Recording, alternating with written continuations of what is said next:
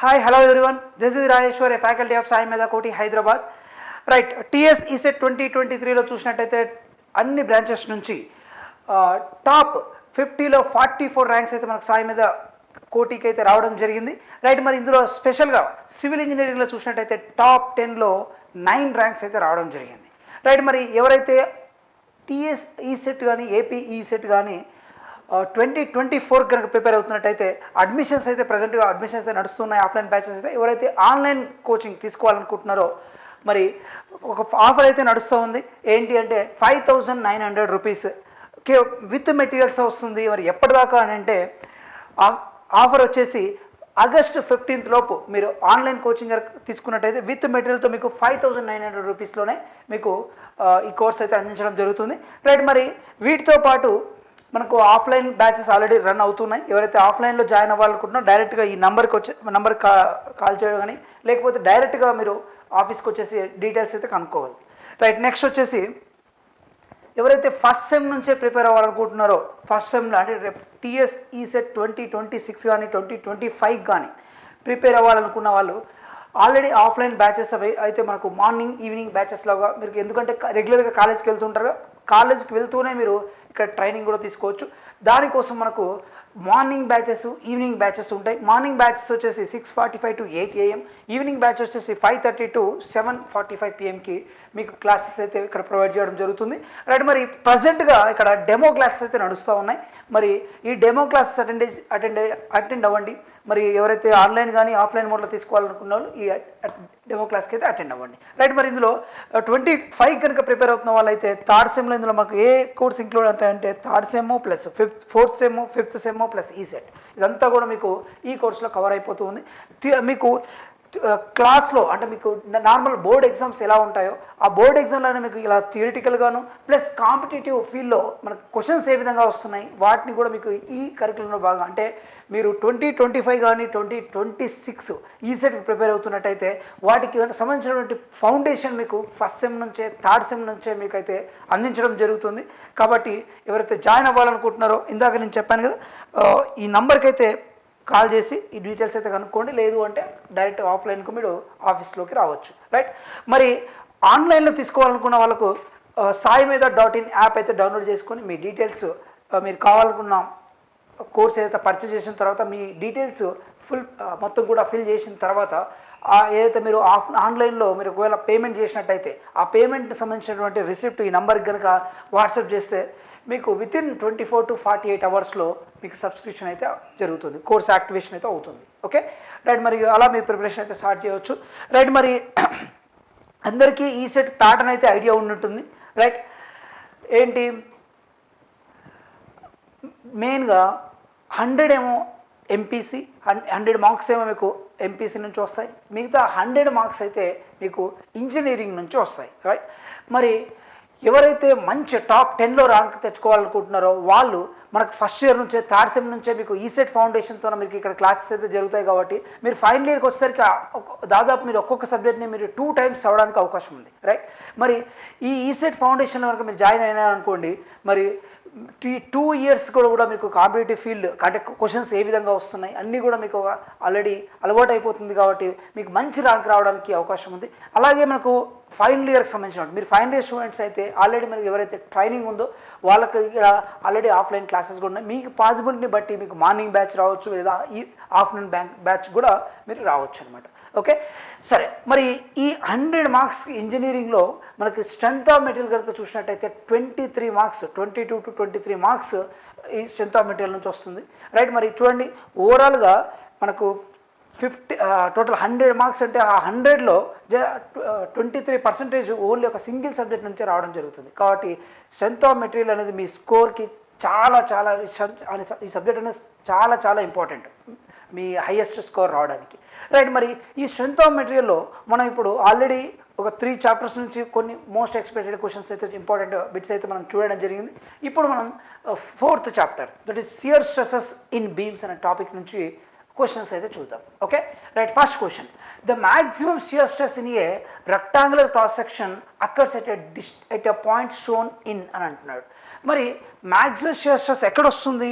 మనకు bending స్ట్రెస్కి shear స్ట్రెస్కి మధ్య difference అనేది చూడాలి మెయిన్గా. మరి రెక్టాంగులర్ సెక్షన్ కనుక చూసినట్టయితే రైట్, రెక్టాంగులర్ సెక్షన్ చూసినట్టయితే వాటికి న్యూట్రల్ యాక్సిస్ ఎగ్జాక్ట్ ఎక్కడ ఉంటుంది, వాటి ఎగ్జాక్ట్గా మిడ్ డెప్త్లో ఉంటుంది. Right, mid డెప్త్లో.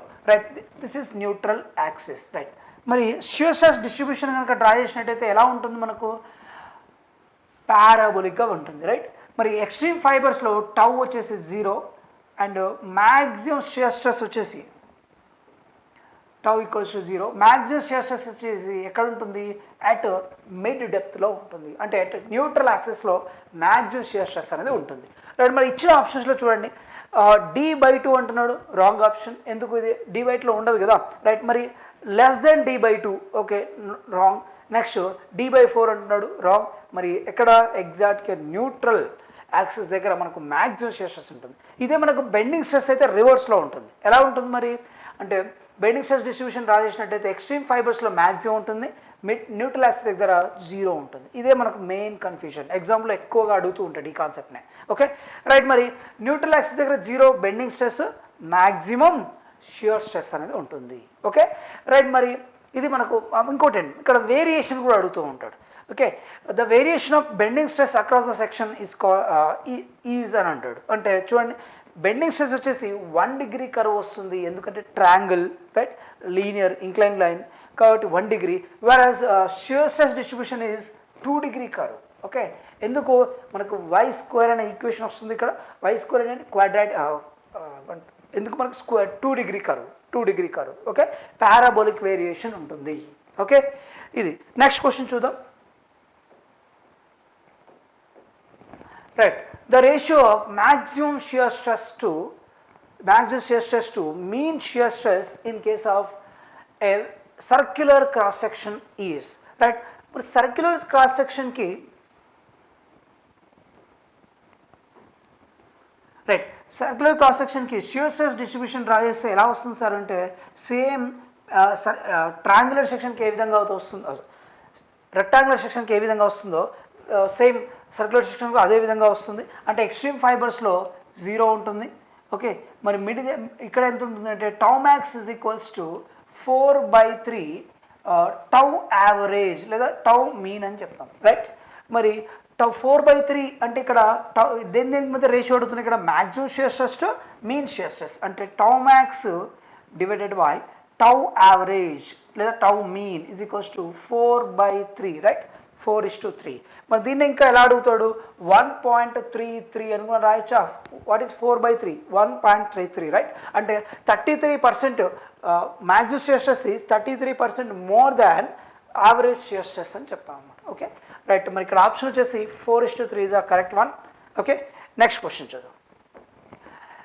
The maximum shear stress in case of maximum shear stress intensity in circular cross section, again same question ఏంటి, ఇలా మనకు Q యావరేజ్ ఇలా కూడా ఇస్తాడు, 4/3 ఈజ్ ద కరెక్ట్ వన్. ఇలాగే రివర్స్ అడగవచ్చు, what is the maximum, what is the ratio between the tau average versus tau, ratio of tau average divided by tau max, ఇలా కూడా అడగవచ్చు question.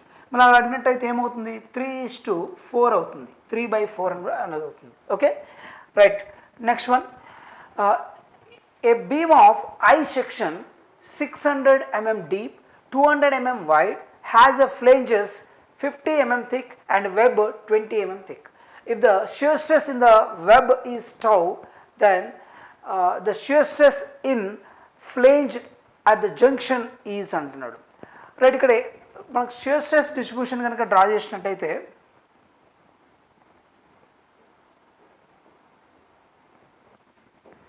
Right, shear stress distribution ఎలా ఉంటుంది మనకు, right, ఇక్కడ width ఎక్కువ ఉంది కాబట్టి ఏమవుతుంది, ఇక్కడ తక్కువగా వేరియేషన్ ఉంటుంది.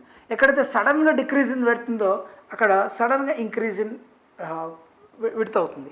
రైట్, మరి మ్యాక్సిమం షియర్ స్ట్రెస్ ఎక్కడ ఉంటుంది సార్ అంటే, ఎగ్జాక్ట్గా అటు మిడ్ సెక్షన్ దగ్గర టౌ మ్యాక్స్ అనేది ఉంటుంది. ఓకే, కానీ ఇక్కడ క్వశ్చన్లో ఏమంటున్నాడు, ఇన్ ద ఫ్లేంజ్, చూడండి, in the web is tau అంటున్నాడు. అంటే ఇక్కడ ఈ పాయింట్ దగ్గర టౌ ఉందంట.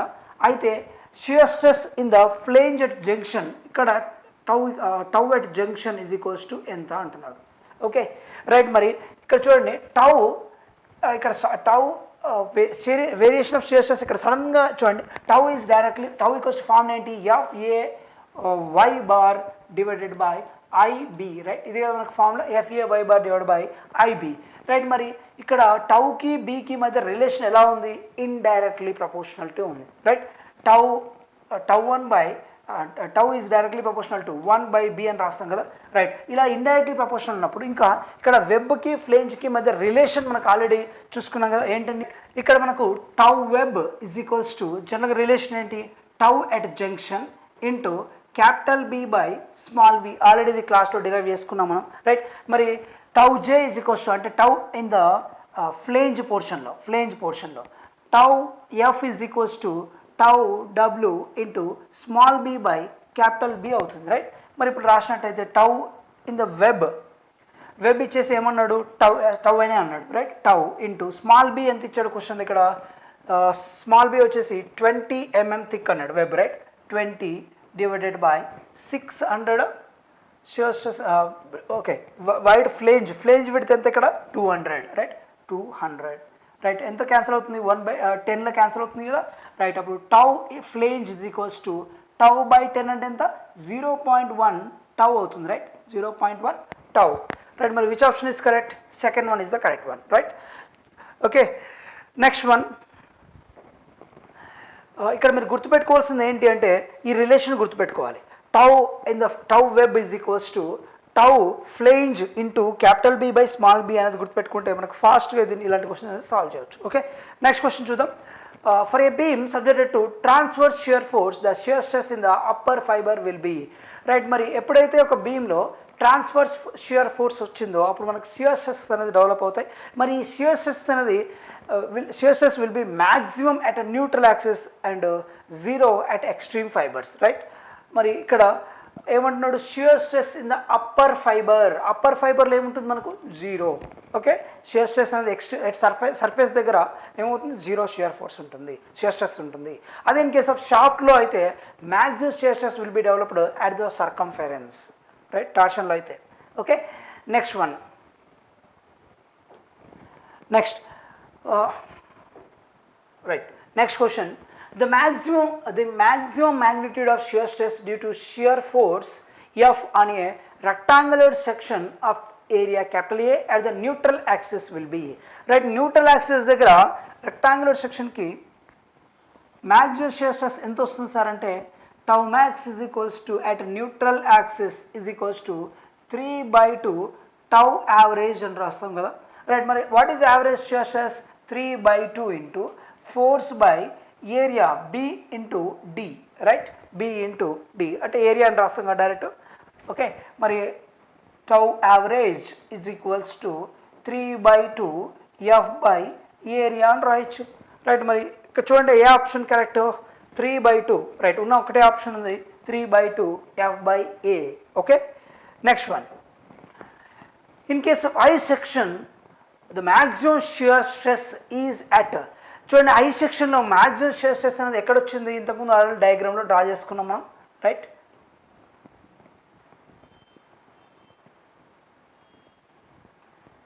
రైట్, మరి షియర్ స్ట్రెస్ డిస్ట్రిబ్యూషన్ డ్రా చేసినట్టయితే ఎలా వస్తుంది సార్,